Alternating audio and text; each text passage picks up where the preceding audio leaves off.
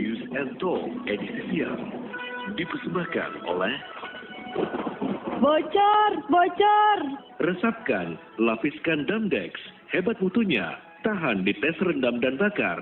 Artinya, Damdex tahan pengaruh matahari dan hujan. Damdex, better, faster, stronger. Elshinta News and Talk. Pendengar turis asal Ukraina melaporkan dugaan permainan karantina COVID-19 usai ia dinyatakan positif pada akhir masa karantina dan tidak diperbolehkan tes PCR ulang.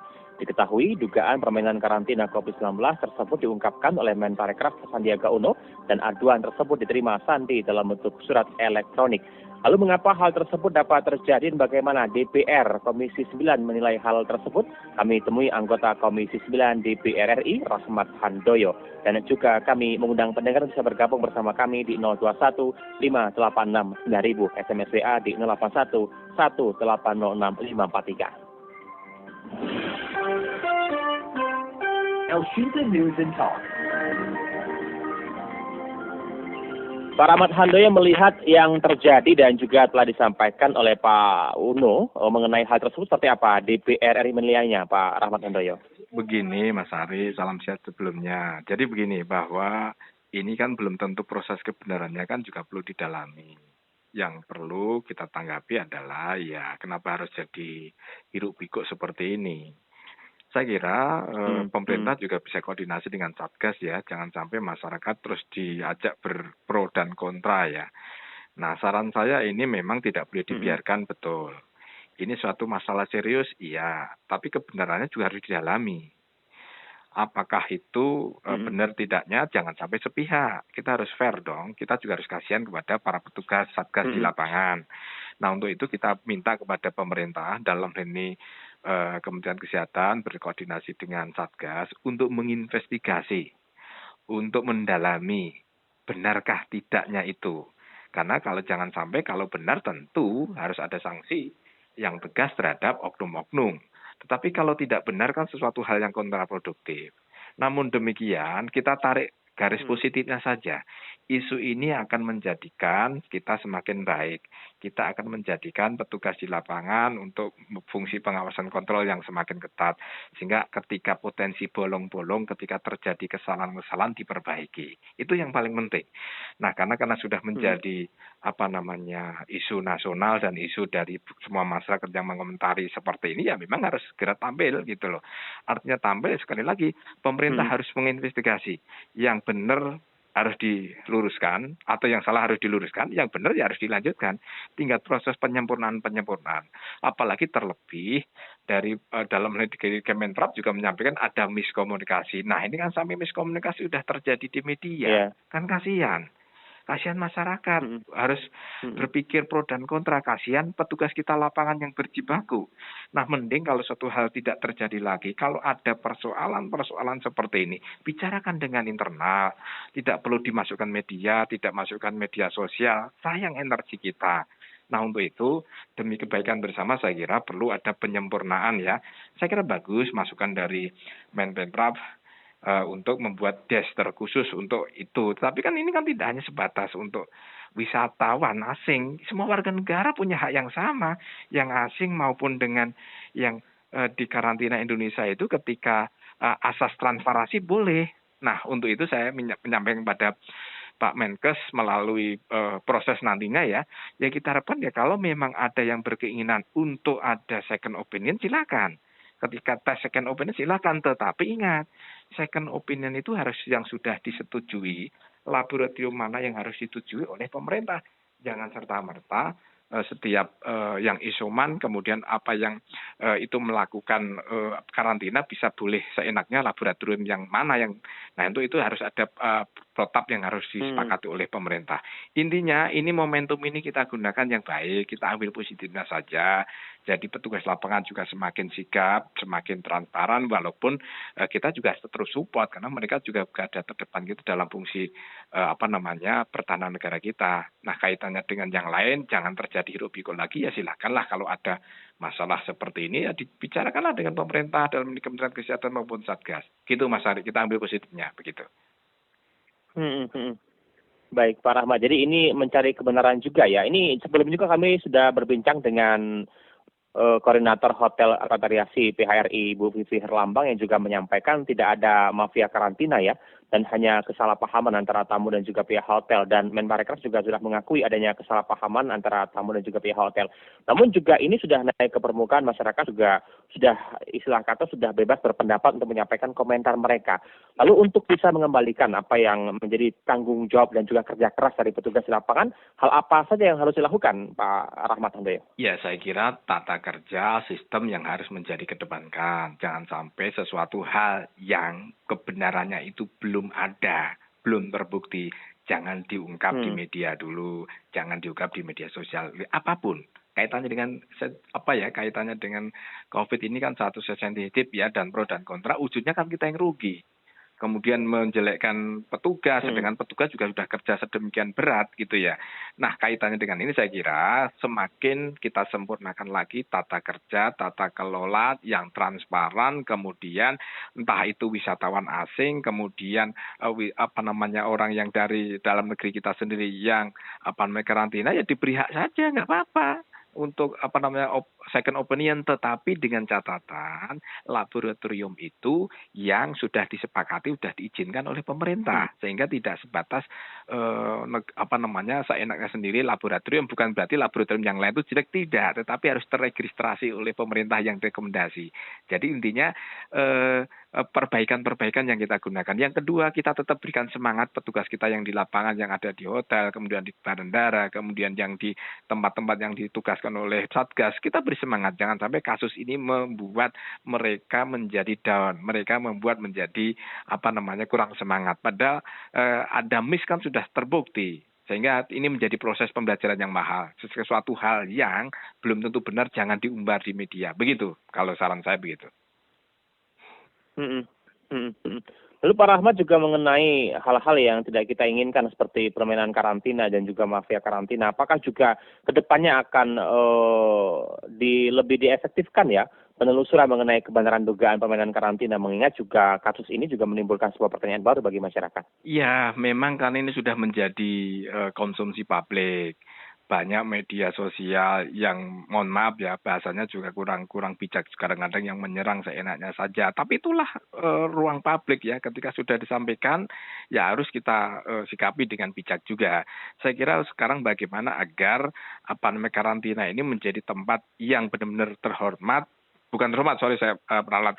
Benar-benar yang transparan, semua rakyat percaya bahwa karantina adalah proses pertahanan negara dalam hal virus. Saya kira suatu yang harus kita dukung. Apapun petugas yang di bandara, apapun petugas di karantina yang ada di hotel adalah orang-orang yang pasti punya integritas. Kalau toh kemudian ada bolong-bolongnya, kemudian ketika ada suatu hal ya saya kira kita luruskan. Nah, untuk itu agar terjadi proses mekanisme tata kelola dan tata kerja itu bisa berjalan, ada fungsi kontrol, ada fungsi pengawasan.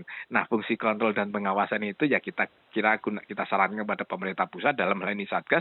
Ya, saya kira juga ada audit, ada investigasi yang tidak seolah-olah ya, teknisnya pasti Satgas pasti akan lebih tahu ya bagaimana agar proses pelaksanaan manajemen sehari-hari nanti di karantina semakin baik. Karena mohon maaf ya, karena isu ini kan sudah isu yang sedemikian masif didengarkan, sedangkan kebenarannya juga tidak ada, toh kemudian pada akhirnya miss, tetapi stigma masyarakat sudah kadung gitu loh.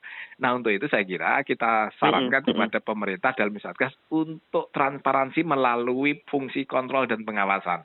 Ya silakan saja untuk fungsi kontrol dan manajemen tata kelolanya, silakan apakah melalui ekspektorat atau kemudian ada pihak ketiga atau yang lain, itu kita serahkan sepenuhnya kepada Satgas. Saya kira kita percayakan penuh karena memang ini adalah kerjaan tidak mudah ya. Tiap hari ribuan hadir ke Indonesia yang rata-rata sebagian besar adalah saudara kita sendiri, yang migran, kemudian yang orang-orang yang dari luar negeri. Itu sama, tidak kita boleh kita bedakan, hanya Menkrap hanya ngurusi soal wisatawan, tidak boleh.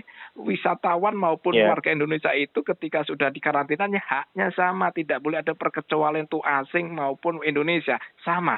Jadi kita ratukan, kita rajakan, kita hormati, siapapun yang dikarantina adalah haknya sama, sehingga itu yang paling penting. Toh kemudian pada akhirnya ada Menkrap mau memberikan satu masukan adanya des khusus, bagus.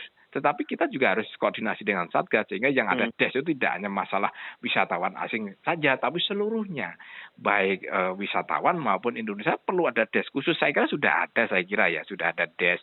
Tapi saya kira dengan adanya isu ini, kalau Menkrap mau tuh membentuk des khusus, lebih bagus, lebih sempurna. Saya dukung kalau soal itu. Begitu, Mas Ari. Baik Pak Rahmat, ini juga keterlibatan kerjasama antara juga turis luar negeri yang masuk ke Indonesia dengan tujuan berwisata ke Indonesia juga harus taat mengikuti aturan.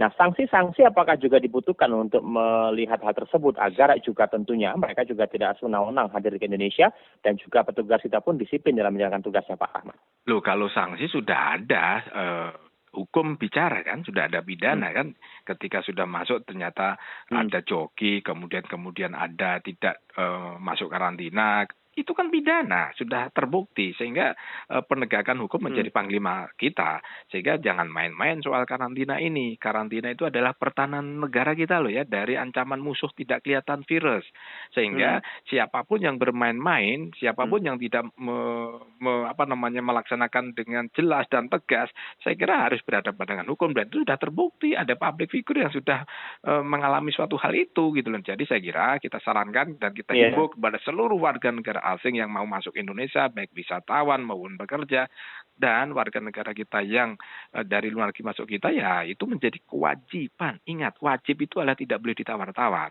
Wajib itu ketika tidak dijalankan, ketika terjadi kong kali kong, ketika terjadi satu pembicaraan yang menyebabkan, mohon maaf ya, ada joki yang mestinya dia karantina, dia tidak, diganti orang lain, pidana itu. Nah, untuk itu saya kira kita bersama-sama saling mengingatkan, apalagi dengan dunia media sosial sekarang ini sebagai fungsi civil society menjadi sangat baik.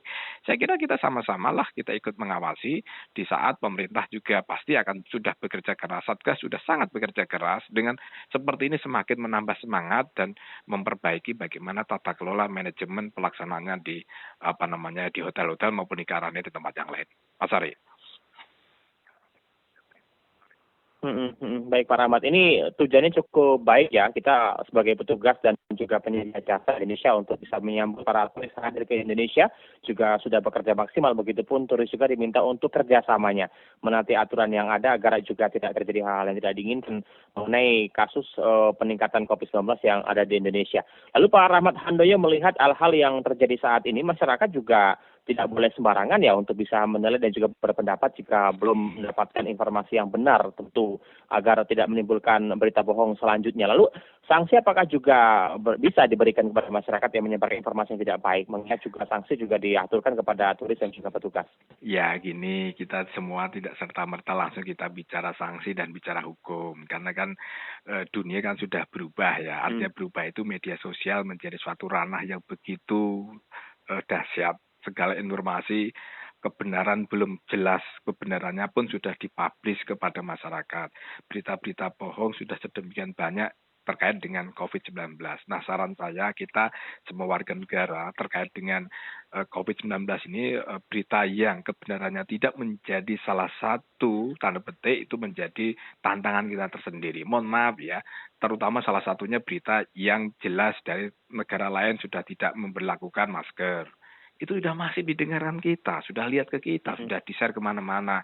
Kemudian berita negara lain sudah tidak memberlakukan COVID-19 bukan pandemi, sudah diterima di media sosial kita, sudah main share lalu itu loh, negara lain sudah tidak menggunakan COVID sebagai pandemi, menjadi endemi. Suatu yang ternyata di negara yang mengatakan begitu banyak korban yang berguguran. Nah, untuk itu termasuk seperti hal kekinian sekarang ini yang kita diskusikan, suatu hal yang kebenarannya belum tentu benar, ternyata kita sudah telan mentah-mentah. Ya hak warga masyarakat dong. menyampaikan seperti itu. Tetapi ingatlah, ayo kita berpikir bijak ketika suatu hal yang kaitannya dengan COVID-19 yang kebenarannya itu belum terbukti benar, ayolah kita berpikir bijak, bermedia sosial bijak, berkomentar bijak, menyampaikan pandangan yang bijak, semata-mata sebagai orang Timur, kita harus jaga sebagai orang Timur. Ya, sehingga jangan sampai komentar pendapat di media sosial sehingga menyebabkan kita lalai terhadap protokol kesehatan, lalai terhadap perang melawan COVID-19, bahwa tujuan utama adalah kita kendalikan bersama-sama secara bergotong royong. Itu yang paling penting, sehingga suka tidak suka, sedikit banyak media sosial kita ini memang cukup merepotkan, tanda petik ya. Banyak manfaatnya, tapi kadang-kadang informasi yang tidak benar, sehingga kadang-kadang kita mestinya harus protokol kesehatan, apalagi terlebih adanya Omikron, sudah ada yang mengatakan tidak berbahaya, sehingga ini kan rugi yang kita semua, sehingga protokol kesehatan menjadi kendor. Ada juga yang mengatakan seorang ahli bahwa Omikron itu untuk menakut-nakuti rakyat. Ini kan suatu hal kontraproduktif. Nah, demikian halnya sesuatu hal yang kasus seperti ini, sesuatu yang belum tentu benar, jangan di-share, jangan dikomentari yang negatif. Itu salah satu yang bijak, kalau menurut saya begitu, Mas Ari. Baik, baik. Terima kasih Pak Rahmat Hande sudah bersama Elsinta. Pak Rahmat ini juga tentunya menjadi sebuah langkah edukasi kepada masyarakat untuk bisa jernih ya masalah yang mereka dapatkan khususnya dari media sosial yang belum juga tentu kebenarannya, Pak Rahmat. Baik, Mas Adi, tetap semangat, salam sehat, protokol kesehatan tidak boleh dilawar. Assalamualaikum warahmatullahi wabarakatuh. Tetap salam tangguh. Baik Pak, Waalaikumsalam. Waalaikumsalam warahmatullahi wabarakatuh. Demikian mendengar anggota Komisi 9 DPR RI Rahmat Hanyo.